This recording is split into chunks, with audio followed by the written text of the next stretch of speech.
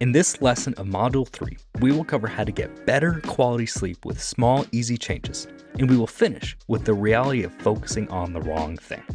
Let's do it.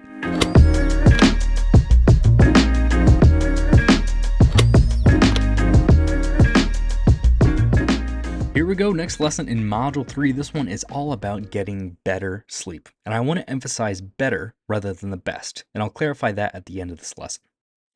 First belief we'll reframe at the beginning of this lesson. I must take melatonin and the room be below 70 degrees to get my best sleep. If our success is so fragile that it is ruined by anything less than the best, then we are set up for failure long before we even begin. The better way to reframe this is, I don't even need the best sleep, but I always try to get better sleep. There's a slight change in that, but always just trying to accept our current reality, but still being able to try and improve it.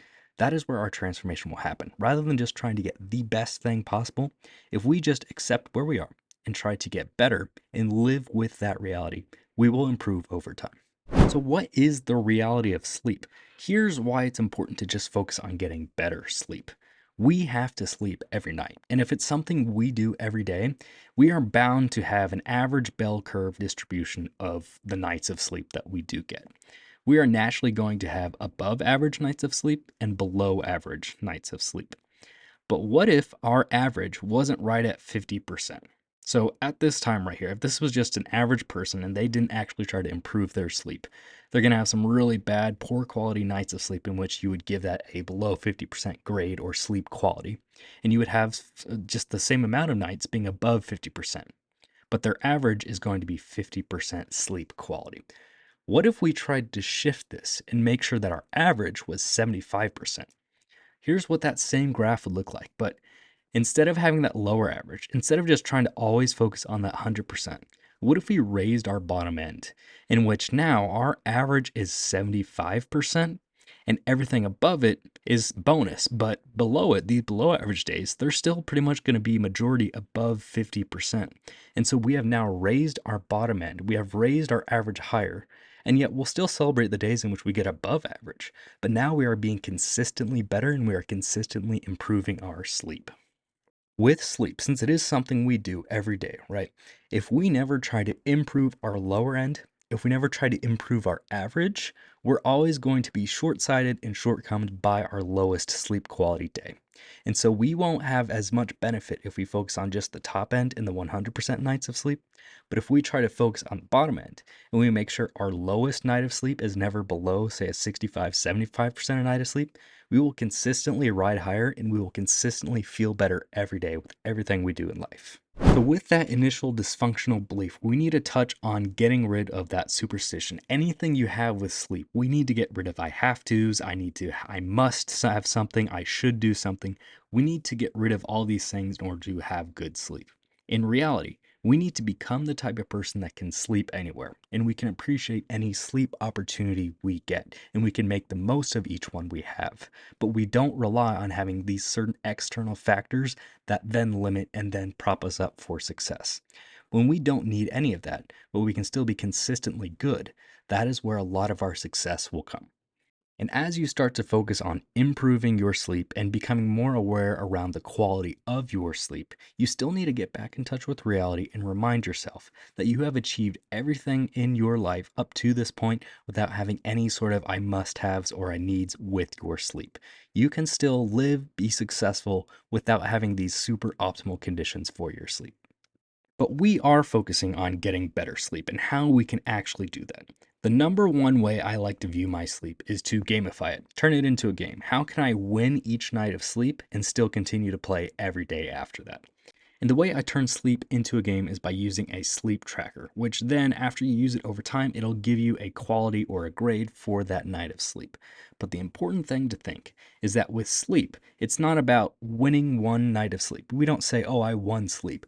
We simply are playing a game in which we need to show up every day and willingly choose to win the game every day. There is no end term to sleep. So that is why we need to focus on the process and trying to improve our process rather than just focusing on the outcome.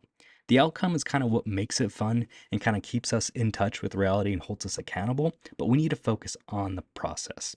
which then connects us back to always thinking about how we can be better rather than only focusing on the best nights of sleep. So, to get better sleep, touching back to the lesson in nutrition where it's much easier to change our environment rather than changing ourselves, there's a lot of easy, quick changes we can do within our environment and where we sleep in order to actually improve our sleep rather than specifically changing our behavior around falling asleep. So, this quick list of things that we can do are small, one time investments in which we can get the benefits repeatedly after we make that one term investment. So, I highly recommend you at least try one of these. 90% of benefits of our sleep really kind of just come from being in a dark room with our eyes closed. And so, if you sleep in a house or room with a lot of windows or other sources of light, whether that be electronic lights, chargers, LEDs, you name it, the amount of light can impact how easy it is for us to fall asleep. And the darker it is, the easier it is for us to do that. And if you can't quite change the light and limiting the light, you can get a sleeping mask, which can have some big benefits. Next up is temperature. And so our body naturally wants to fall 1 to 3 degrees Fahrenheit in order to fall asleep. The colder your room is, the better quality sleep you will get. Another thing for some that you can do is if you wear a pair of socks or gloves, it actually helps draw heat away from your core temperature to allow yourself to kind of stay cool because your core is what helps regulate your body temperature. And so the more heat you can draw away from that, the easier it is to feel cooler. Next up, nasal strips are a great way to increase the quality of your sleep. Not necessarily fall asleep faster, but once you are asleep, it may prevent you from snoring quite a bit, which can decrease the quality of your sleep. Weighted blankets also really help. A lot of anecdotal evidence says to get 10% of your body weight for the blanket. So if you weigh 200 pounds, get a 20-pound weighted blanket. There's something about that sense of security and comfort that helps you just fall asleep if you just kind of get relaxed a little bit easier. Next up, white noise machines are great to kind of cancel out if you live or sleep within kind of a noisier area. This could be apartments or if you sleep with a partner. White noise essentially helps you be less sensitive to individual noises that kind of happen around where you are sleeping. And lastly, similar to weighted blankets, orthotic or pregnancy pillows can really just help you be more comfortable, help you fall asleep a little bit easier. Essentially, the more comfortable you are, the easier it is to fall asleep and the better quality sleep you will get. And before I move on, I got to drill this in. These are one time investments, but 1 hour of extra sleep every night improves our happiness more than if we got a $60,000 raise. So if you can spend less than $60,000 a year to do these things, but get that same value out of them, that is a win every time you want to do that. Now, diet and supplements. How could we change our routines and habits and what we do to get our sleep to be better? First up, eating our last meal 3 hours before bed. Digestion is kind of like a furnace in our body, and if we're still digesting food as we're trying to fall asleep, it'll be harder for us to lower our body temperature. Just like I mentioned in the last slide, we want to kind of cool down in order to fall asleep. Second, avoid workouts 2 hours before bed. This is because if you have a workout before bed, your heart rate may still be slightly elevated, and so it'll just be harder for you to kind of cool down, get back into that relaxed state to fall asleep. Third, drink your last liquid 2 hours before bed, and stop drinking alcohol 4 hours before bed, or preferably none at all. Alcohol does really mess with the quality of sleep, even though we may think that it helps us fall asleep faster. And then drinking our last liquid 2 hours before bed helps prevent us from waking up and having to go to the bathroom while we are asleep. Now, another thing that I'm a big fan of is using a sleep aid supplement. But again, these are not sedatives. They are not sleeping drugs. They are just supplements like melatonin that signal to our body to kind of start relaxing and start to kind of wind down a little bit.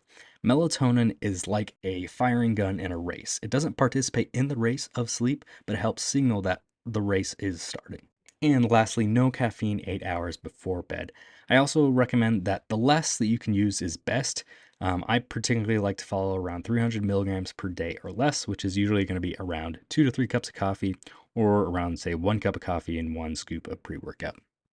And here's some more routines and habits that we can try to implement to just make some minor changes that eventually something will stick, right? If we're making these changes and we're trying to improve our sleep every day, we'll find out different things that work. We'll find out things that don't work. When things don't work, there is still value to note that that doesn't work for you and you can stay away from it. You can try to not force that to work when you know it doesn't. First up is a bedtime alarm versus a wake up alarm. If we can set an alarm to tell ourselves every night to get into bed at this time, it will actually help even out over time to get us into more of a routine to falling asleep at the same time, which then therefore we should theoretically also be waking up at the same time as well. Now, second, this is a hard one to do at first, but if you can stick through it for about a week, it gets significantly easier afterwards. getting up when you first wake up, rather than hitting snooze or falling back asleep when you do wake up. This also helps if you try not to nap after 2 p.m. or for longer than 45 minutes during the day. This kind of meshes into your circadian rhythm and adenosine and how that builds up every day. I'll cover that in the next lesson. Number 4, avoiding bright lights or LED lights 1 hour before. You could also use blue light blocker glasses. There's been some debates whether they work or not, but sometimes just the placebo effect of you wear those glasses that can also inherently help you start to relax and calm down to wind down for sleep. Number 5, try to associate only sleeping in the room that you do sleep, like in your house or whatever. This kind of helps with that association of like, I'm only going to eat healthy when I'm in the kitchen. It's that same sort of mentality. If you are a student, if you live in a studio, at the bare minimum, what you can do is to do not do anything else on your bed. So don't eat in your bed, don't study on your bed. Try to reserve your bed for only sleeping, and it'll be much easier to fall asleep and get relaxed once you are in your bed. Number 6 is a little thing called pillow introspection. One reason why it is so hard for so many people to fall asleep is because that is the only time in which it creates a space for silence to kind of reflect back on your day. And so, if you can meditate before bed, you can actually get that sort of thinking out of your head before you try to fall asleep, and it won't get you caught up as you try to fall asleep. And number 7 is actually a form of cognitive behavioral therapy for those struggling with sleep. If you can't fall asleep for around 20 to 30 minutes while you're in bed and you just, for the life of you, you're still stuck in your mind, get out of bed and go do something relaxing, whether that be a reading book, hang out with a pet, but try not to use any form of screens again. Just try to do something relaxing until you actually feel like falling asleep again, and then go back to bed to fall asleep. And it'll help associate your bed with falling asleep. And over time, it'll make that easier to do.